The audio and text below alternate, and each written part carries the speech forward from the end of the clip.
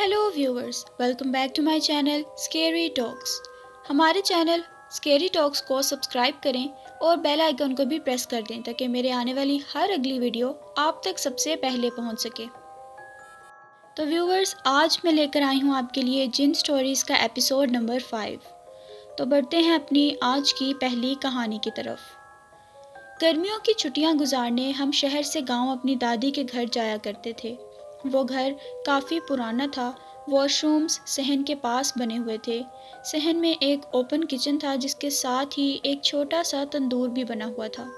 उस घर के मुतल्लिक कहा जाता था कि वो हॉन्टेड है और वहाँ एक आसेब भी रहता है, क्योंकि अक्सर जब हम वहाँ जाया करते थे और वहाँ रुका करते थे तो रात को झाड़ू लगाने की आवाज़ें आती थीं या फिर बर्तन गिरने की। कभी कभी तो ऐसी आवाज़ें भी सुनने को मिलती थीं जिसमें कोई ज़ोर से आवाज़ बुलंद करता था, यानी चीख मारता था। उस घर में रहने वालों के लिए तो ये एक आम सी बात बन चुकी थी, लेकिन जब हम उस घर में गए थे तो ये सब पहली बार देख रहे थे। तब मेरी उम्र तकरीबन 12 साल थी। रात को सब एक बड़े कमरे में सोने के लिए जा रहे थे। मुझे प्यास की शिद्दत महसूस हुई तो मैं पानी पीने के लिए सहन में गई। मैं सहन में पानी का गिलास भर रही थी कि मुझे अपने पीछे कुछ हलचल महसूस हुई। मैं कमरे की तरफ भागकर चली गई। खैर, जब रात को सब सो गए तो मुझे बेचैनी से नींद ही नहीं आ रही थी।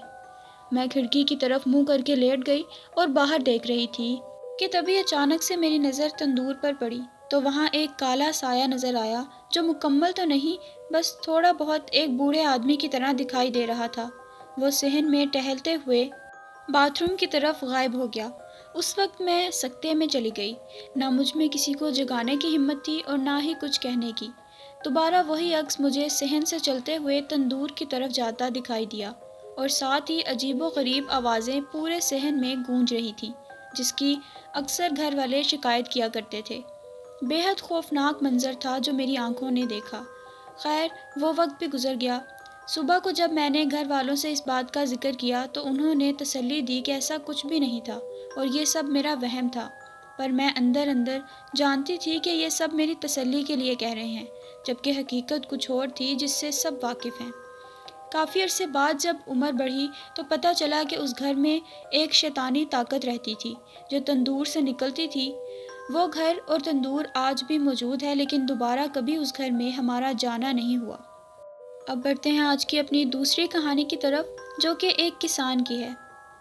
बहुत अरसे पहले एक गांव में एक किसान को किसी इलाके में खेती बाड़ी का एक ठेका मिला था। खेत के शुरू में ही एक मिट्टी का घर बना हुआ था जिसमें किसान और उसकी बीवी अपने बच्चों के हमरा रहने आ गए थे। उस घर की पिछली जानिब एक कुआं था जहां किसान अपने रोज़मर्रा के काम के मुताबिक पानी निकालता और इस्तेमाल करता था। मगर किसान की बीवी के मुताबिक उस कुएं में से अजीब सी वहशत होती थी जो कि लफ्ज़ों में बयान नहीं हो सकती थी। इसलिए शायद किसान की बीवी कभी उसको कुएं के मुतालिक खुल के बयान नहीं कर पाई थी। शुरू की चंद रातें तो सुकून से गुजर गईं, मगर जूं जूं वक्त गुजरता गया उस घर और उस पूरे इलाके की कैफियत सुनसान और खामोश होती जाती थी। जूं ही रात के 12 बजते थे, अजीब सी आवाज़ें आना शुरू हो जाती। इस कैफियत से किसान बेहद परेशान था क्योंकि उसके बच्चे सो नहीं पाते थे।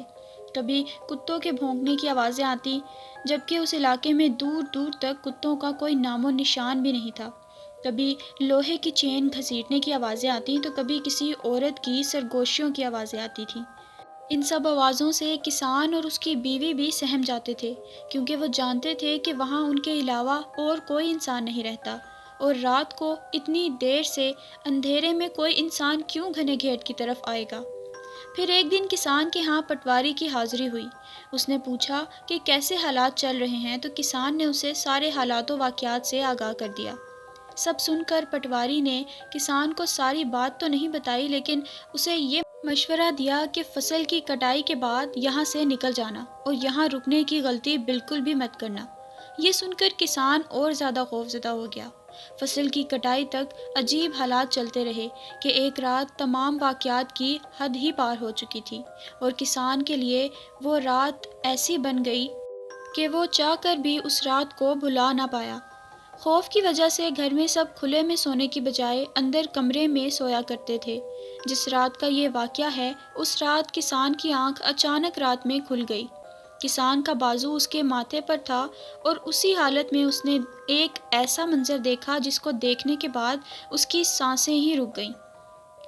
کسان دیکھتا ہے کہ سامنے دیوار پر ہوا میں لہراتی ہوئی بالوں والی عورت کمرے کی طرف ہی دیکھ رہی ہے۔ یہ دیکھ کر کسان نے دعائیں پڑھنا شروع کر دیں اور وہ عورت ہوا میں لہراتی ہوئی کنویں کی طرف چلی گئی۔ وہ رات جیسے تیسے کر کے کسان نے گزار لی اور صبح ہوتے ہی اپنے بیوی بچوں کو لے بھاگا۔ پھر معلوم ہوا کہ وہ مٹی کا کچا گھر آسیب زدہ ہے، کیونکہ اس گھر کے کنویں میں ایک عورت نما مخلوق رہا کرتی تھی جو کہ انسانوں کو ڈراتی تھی تاکہ کوئی بھی اس گھر میں یا اس کنویں میں نہ آ سکے۔ اب بڑھتے ہیں آج کی اپنی اگلی کہانی کی طرف۔ یونیورسٹی میں ایڈمیشن ہونے کے بعد مجھے رہنے کے لیے ایک فلیٹ ڈھونڈنا تھا، کیونکہ مجھے ہاسٹل میں رہنا پسند نہیں تھا۔ کافی فلیٹس دیکھے، جس کا سب سے کم کرایہ تھا، میں وہیں شفٹ ہو گیا۔ اپنا سامان کمرے میں رکھا، کمرہ سیٹ کیا اور پھر کھانا کھانے کے لیے باہر چلا گیا۔ جب میں واپس آیا تو دیکھا کہ میرا کچھ سامان بکھرا ہوا تھا، جیسے دیوار پر گھڑی ٹنگی ہوئی تھی، لیکن میرے آنے کے بعد وہ اتر کر بیڈ پر پڑی ہوئی تھی، جبکہ مجھے اچھی طرح سے یاد تھا کہ میں نے گھڑی کو دیوار پر ہی لگایا تھا۔ خیر، میں نے دوبارہ گھڑی کو دیوار پر لگا دیا کیونکہ مجھے لگا کہ شاید میں لگانا بھول گیا ہوں گا، اور پھر لائٹس آف کر کے سونے کے لیے لیٹ گیا۔ فجر کی نماز ادا کرنے کے لیے اٹھا، نماز پڑھی تو مجھے میرے کمرے میں کچھ ہلچل سی محسوس ہوئی۔ نماز کے بعد میں پھر سو گیا اور صبح اٹھ کر یونیورسٹی چلا گیا۔ جب گھر واپس آیا تو دیکھا کہ پھر سے گھڑی دیوار سے اتر کر بیڈ پر پڑی ہوئی تھی۔ حیرت تو ہوئی تھی لیکن ڈر نہیں لگا۔ میں نے اس بار گھڑی کو دوبارہ دیوار پر نہیں لگایا تھا، بلکہ ایک ٹیبل پر سیٹ کر دیا۔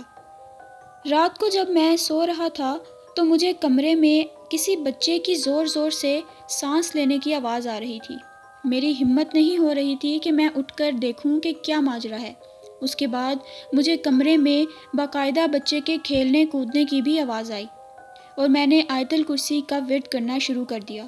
نہ جانے ورد کرتے کرتے کب میری آنکھ لگ گئی اور میں سو گیا۔ صبح اٹھ کر میں نے ادھر ادھر دیکھا تو کچھ بھی نہ تھا، لیکن جیسے ہی میں نے بیڈ سے نیچے اترنے کے لیے پاؤں رکھے تو میری نظر فرش پر پڑی، جہاں پر کسی بچے کے پیروں کے نشان نظر آئے، اور میرے دیکھتے ہی دیکھتے وہ نشان میرے بیڈ کے پیچھے والی دیوار پر بھی لگے ہوئے تھے۔ میں کمرے سے فوراً باہر نکلا اور ساتھ والے فلیٹ میٹس کو بلایا۔ وہ بھی یہ نشان دیکھ کر انتہائی خوف زدہ ہو گئے تھے۔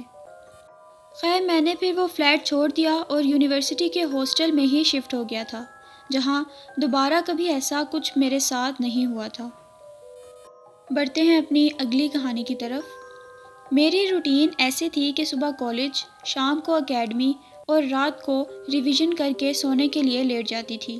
نہ جانے ایسا کیا ہوا کہ اس رات میری آنکھ کسی سرگوشی کے باعث کھل گئی، جیسے کوئی میرے کان کے پاس کچھ بول رہا ہو، مگر پتہ نہیں کون اور کیا۔ نیند میں تھی اس لیے دوبارہ سونے کی کوشش کی، مگر پھر سے کسی کی سرگوشی کی وجہ سے میری آنکھ کھل گئی۔ ایسا مسلسل ہوتا رہا اور میری نیند ٹوٹتی رہی۔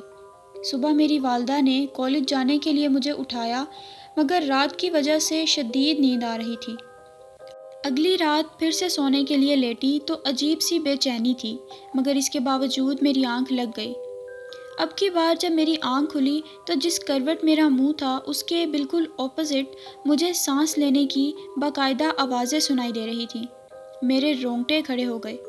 میں نے مڑ کر دیکھا تو بیڈ کی وہ سائیڈ اندر کی طرف دھسی ہوئی تھی، اور میرے دیکھتے ہی دیکھتے وہ جگہ اوپر کی طرف اٹھی تو میرے ہوش ہی اڑ گئے۔ میں نے فوراً والدین کو آ کر بتایا۔ انہوں نے کمرے میں آ کر دیکھا تو سب نارمل تھا، جیسے کچھ ہوا ہی نہیں۔ اس کے بعد سے میں نے رات کو سونے سے پہلے آیت الکرسی پڑھ کر سونا شروع کیا، اور پھر اس کے بعد دوبارہ ایسا کوئی بھی سلسلہ پیش نہیں آیا، مگر وہ رات میری زندگی کی سب سے خوفناک رات تھی، جس کو میں کبھی بھی نہیں بھلا سکتی۔ اب بڑھتے ہیں اپنی آج کی آخری کہانی کی طرف۔ ہمارے گاؤں میں یہ بات بہت مشہور تھی کہ کچی زمینوں میں لوگوں کو چھلاوا دکھائی دیتا ہے۔ کبھی جانور کے روپ میں، کبھی انسان کے روپ میں، تو کبھی کچھ ایسا جو عقل سے بالکل ہی باہر ہو۔ زیادہ تر واقعات ہم نے بزرگوں سے سنے تھے، کیونکہ رات کو انہی کا چکر وہاں لگتا رہتا تھا۔ ایک مرتبہ میرے تایا کی بیٹی کی شادی کا موقع تھا۔ 2 دن کا تہوار تھا، ہمارے گاؤں میں ہی تھا، مگر ولیمہ کچی زمینوں سے ہوتے ہوئے آگے باجی کے سسرالیوں کے زمین پر تھا۔ والدہ اور والد دیگر بہن بھائیوں اور پھپھو کے ساتھ شادی کی تقریب ختم ہونے کے بعد واپس چلے گئے تھے، اور میں اپنی پھپھو کے بیٹے کے ساتھ بائک پر واپس آ رہا تھا۔ راستے میں ہمارا گزر کچی زمینوں سے ہو رہا تھا، جہاں کے متعلق مشہور تھا کہ ادھر چھلاوا دکھائی دیتا ہے۔ میرا کزن مجھے اس چھلاوے کا ذکر کر کے ڈرانے کی کوشش کر رہا تھا، مگر ہم ڈرے کم اور مذاق زیادہ اڑا رہے تھے۔ اسی دوران بائک تھوڑا آگے جا کے بند ہو گئی۔ ہمارا گھر تھوڑا ہی فاصلے پر تھا، لیکن بائک تھی کہ سٹارٹ ہونے کا نام ہی نہیں لے رہی تھی۔ وہاں ہر طرف بہت اندھیرا تھا، جو ہمیں چاروں طرف سے گھیرے ہوئے تھا۔ بہت کوشش کی کہ بائک سٹارٹ ہو جائے، لیکن ہوئی ہی نہیں۔ موبائل کی فلیش لائٹ کے سہارے ہم وہاں کھڑے رہے۔ مجھے میرے دائیں جانب سے کچھ آواز سنائی دی، جیسے کوئی آس پاس چل رہا ہو۔ میں نے کزن سے پوچھا تو اس نے مجھے خاموش رہنے کو کہا اور دھیان دینے سے منع کیا۔ میرا کزن میرے بڑے بھائی سے کال پر بات کر رہا تھا کہ میں نے دیکھا کہ 2 چمکدار آنکھیں اس کے پیچھے تھیں اور اس کے قریب آ رہی تھیں۔ میں نے غور کیا تو اس قدر غیر معمولی وجود اس کے قریب آ رہا تھا کہ مجھے چلانا پڑا۔ اس نے مڑ کے دیکھا اور ہم دونوں ادھر سے بھاگ نکلے، مگر ہمارے بھاگتے ہوئے بھی ایسا ہی محسوس ہو رہا تھا جیسے وہ سایہ ہمارے پیچھے ہی آ رہا ہو۔ ہم گھر پہنچنے میں کامیاب ہو گئے تھے، مگر جو حالت ہو چکی تھی وہ ناقابل بیان ہے۔ کیا جو ہم نے دیکھا یا محسوس کیا وہ چھلاوا تھا یا کوئی جانور؟ اگر جانور تھا تو ایسا میں نے پہلی اور آخری بار ہی دیکھا تھا۔ تو ویورز، یہ تھی میری آج کی ہارر سٹوریز۔ میں امید کرتی ہوں کہ آپ کو میری یہ ویڈیو پسند آئی ہوگی۔ اگر پسند آئی ہے تو میری ویڈیو کو لائک کریں، شیئر کریں اور سبسکرائب کریں میرے چینل کو مزید ایسی ہارر سٹوریز سننے کے لیے۔ اگر آپ بھی اپنے ساتھ پیش آئے گئے کسی حادثے کی سٹوری ہمارے ساتھ شیئر کرنا چاہتے ہیں تو کر سکتے ہیں نیچے ڈسکرپشن میں دیے گئے جی میل پر ہمیں بھیج کر۔ میں ملوں گی اب آپ سے ایک نئی ہارر سٹوری کے ساتھ۔ Thanks for watching.